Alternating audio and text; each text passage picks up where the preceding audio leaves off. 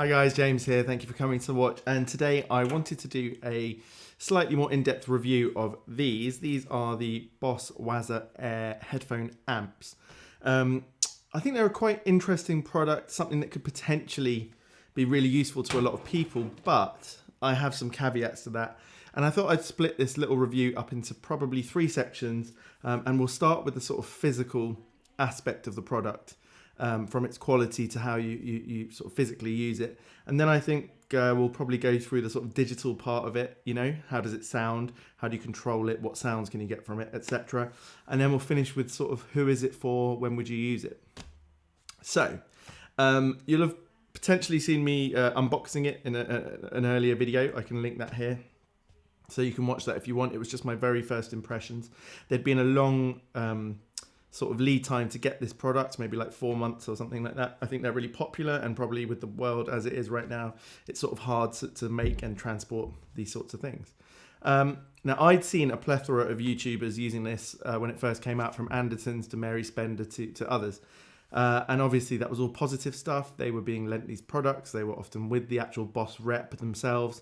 But I thought, you know, someone like myself, who's obviously not affiliated with anyone and who's, you know, small time, but I could afford to buy these, and actually my wife bought them for me as a gift, which was lovely of her, so she didn't have to hear me playing loudly through an amp all the time. I thought maybe it would be best to sort of put out a really sort of honest review. So what were my first impressions on receiving it when I'd had a chance to think about it? Well, these headphones cost around £380 or £400 UK pounds. So I'm not sure wherever you are how much that costs, but let's say $400. Who knows exactly. That's quite expensive for a set of headphones. I've had expensive headphones before, like the Sony wireless ones and the Bose wireless ones.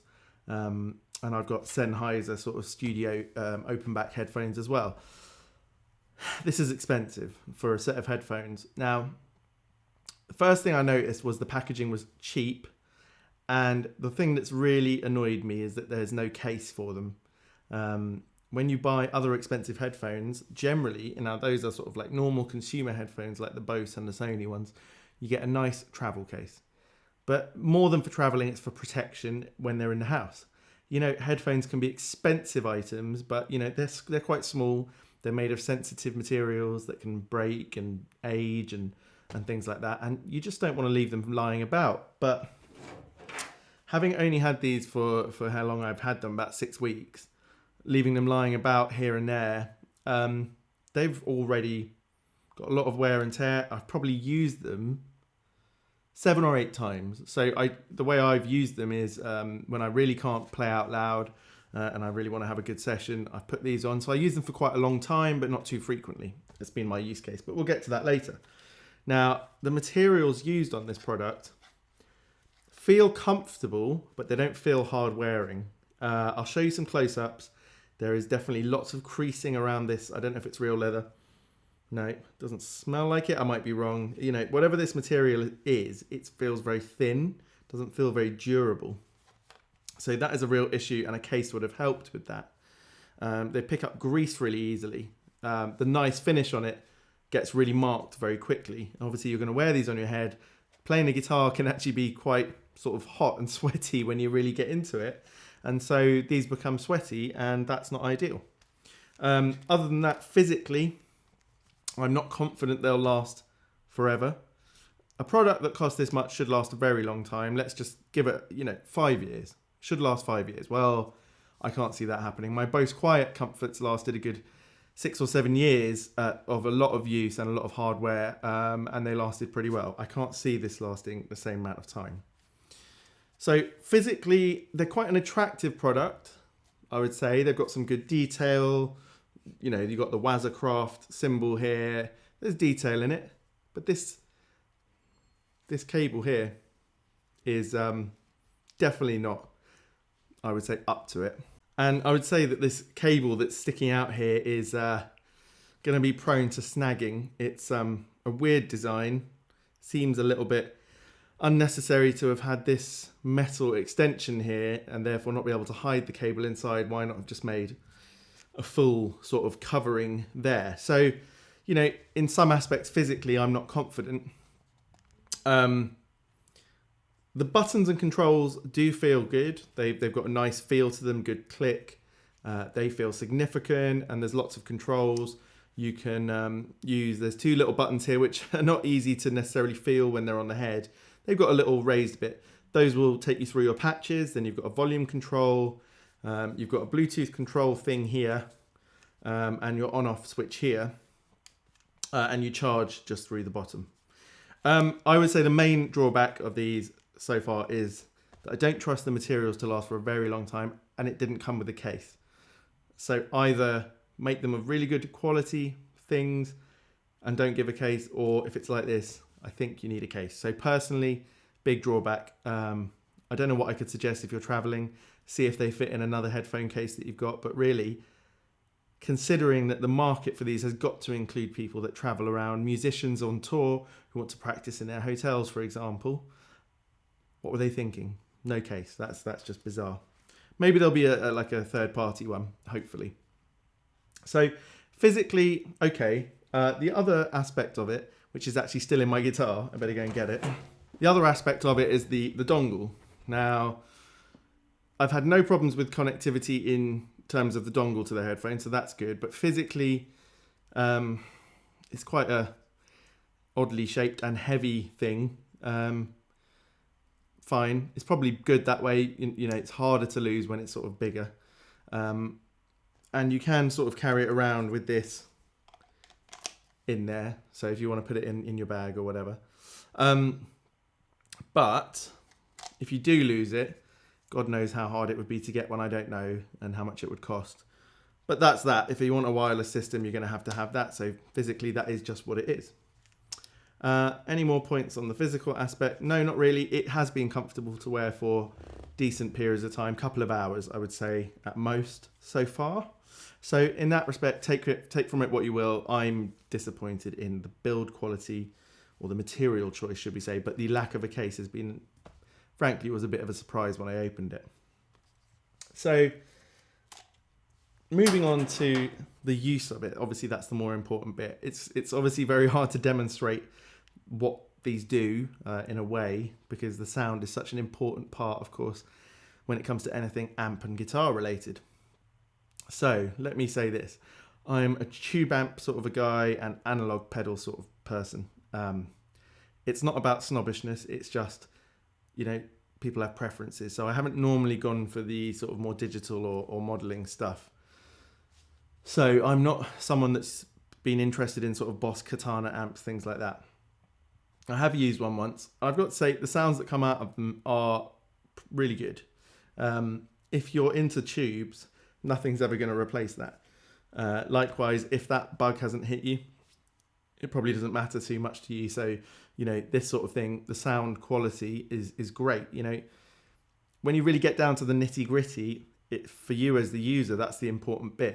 It's the dynamics and the way it feels to play, and they are different. The digital sort of stuff has a very predictable way of reacting to the way you play, which it doesn't have the level of sensitivity, and it doesn't have that slightly spontaneous feel that a tube amp will have. There's a magic that's lost for me personally, and if it doesn't bother you, it doesn't bother you, and it's not an argument to be had. It's just, it is what it is. I personally don't find it exciting. So, you know, a digital amp could only ever be a practice tool for me, and I guess that's how it works for a lot of people. You don't need to push the volume too hard to crank them. That's really useful. It doesn't have the magic. So when I'm playing with these, I'm thinking more about the playing and the practice, and that is actually probably a benefit. For once, you switch off from the gear, you put these on, you stop fiddling with your tube amp and your pedals and stop thinking about those things. And actually, I've had some really great practice sessions and some great creative sessions when I'm trying to sort of think of the music more than anything else, which is obviously what we should be doing as guitar players a lot of the time. So the isolation of that is great, but if it worked properly, it would be 100% recommended. But I have some issues with the app. So let's just look through the app a little bit. First of all, the connectivity is a pain. Now, I said earlier that it connects with this and this really well. You plug this into your guitar, you put these on your head, you turn them on, you wait about 3 or 4 seconds, connected, great. I've had 1 or 2 instances where they've lost each other after a long period of time, turned these off or pulled this out, gone back in, and it comes back. So that's not the issue. But what you'll see on this little screen recording is that connecting this to the app on the phone is the annoying bit. So you download this app, which you need in order to make, use the patches and go through the sounds and et cetera, et cetera.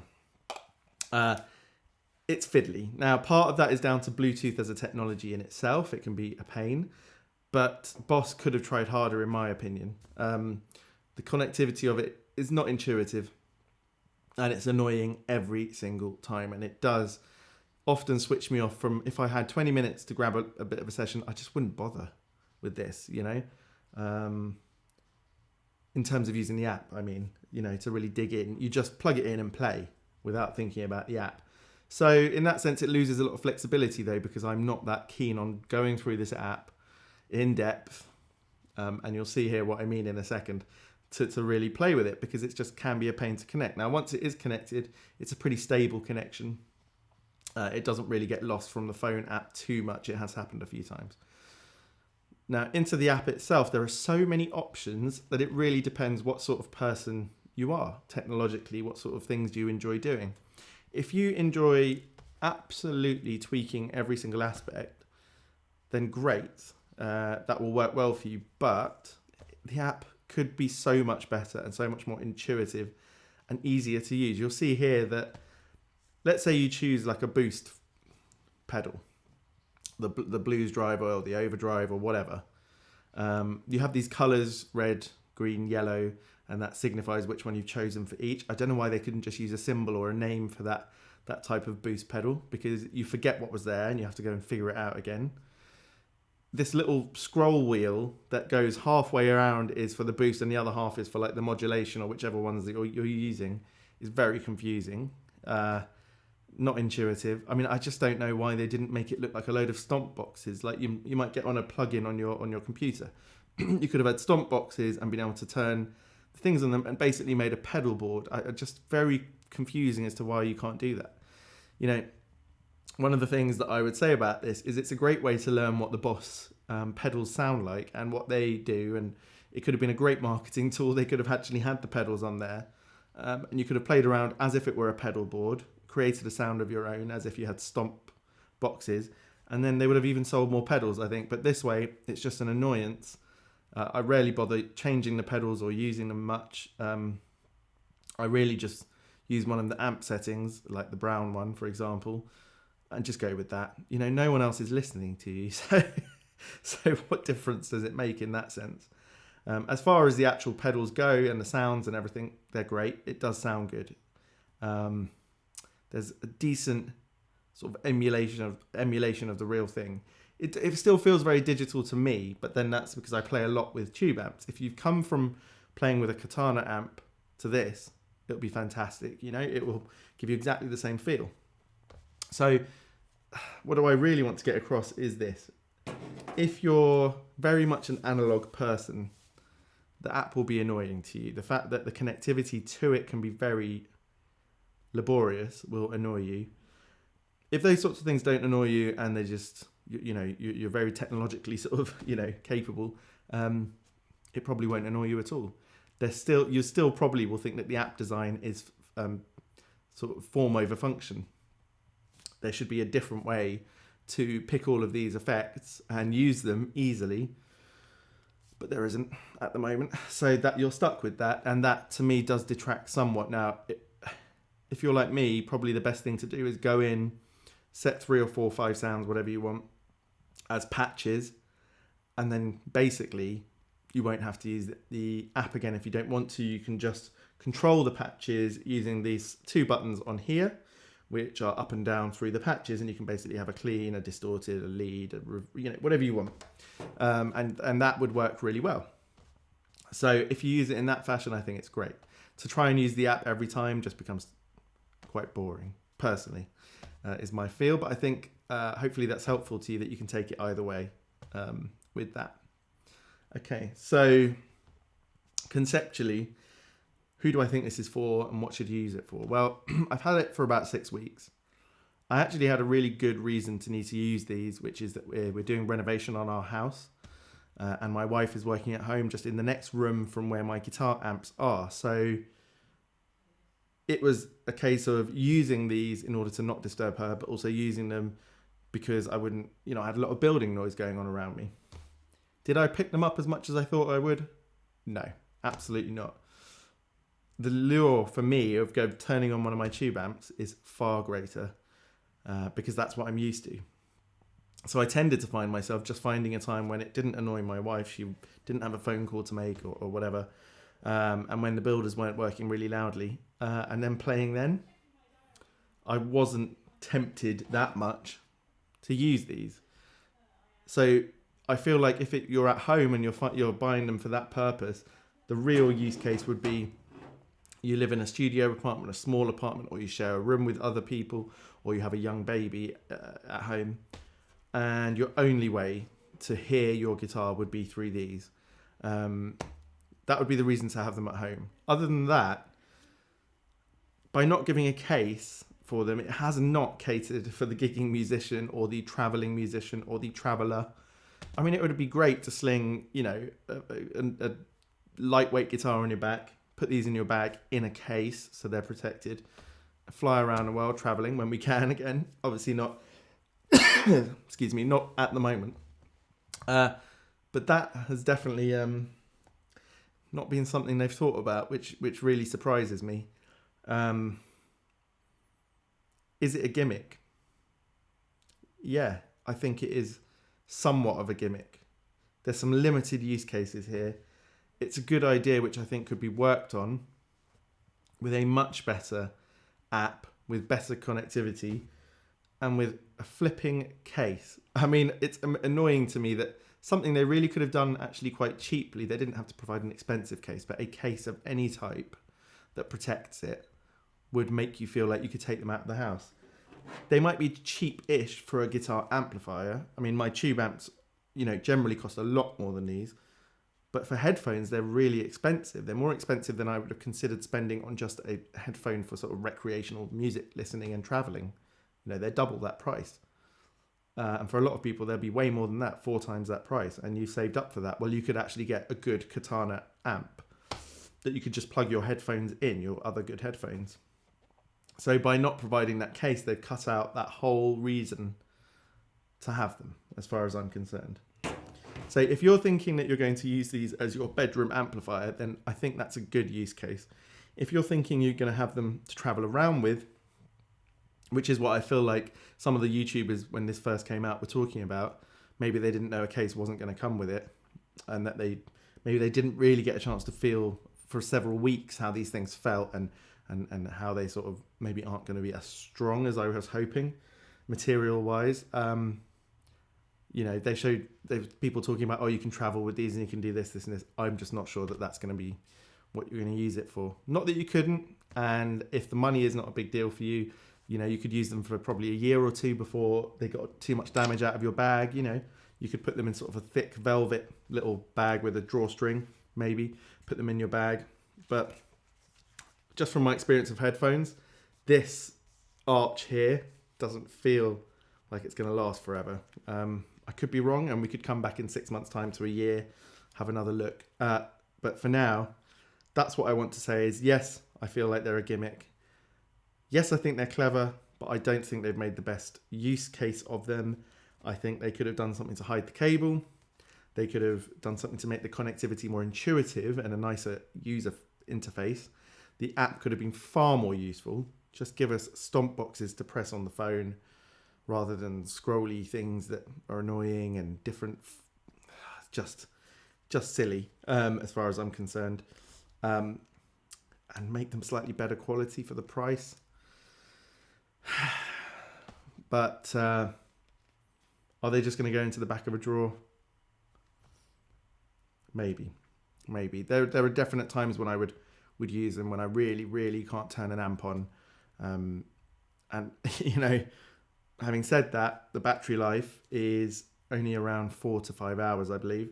So, they don't last all day. And here's the last thing I wanted to say is, from what I've been reading in the manual and online, it leads you to believe that you can connect these to your phone as a normal headphone and listen to music. And I believe the functionality is there, but so far I've not found a device that is accepting these. My Spotify, which has always just accepted any headphone, just won't find them. They're connected through Bluetooth to my phone. You can see the connection. Spotify won't find it. The music app won't find it. YouTube won't find it. Nothing will find it. And the point being that you're supposed to be able to play along to a backing track or a song, or, for me, I wanted to watch the sort of, Jamie Harrison, he does these sort of guitar lessons. I wanted to be able to listen to hit the video of him whilst I'm sort of learning along, and that would be a brilliant use of these. So hopefully there'll be some sort of update to the app or something that can allow other things to find it. And if any of you have got these and you've managed to use it like that, please let me know, because that would be the best use case for me personally, and then I would use them all the time. So if that's possible, let me know. But otherwise, I hope you found this useful, and give it a thumbs up if you have. Thank you very much. See you next time.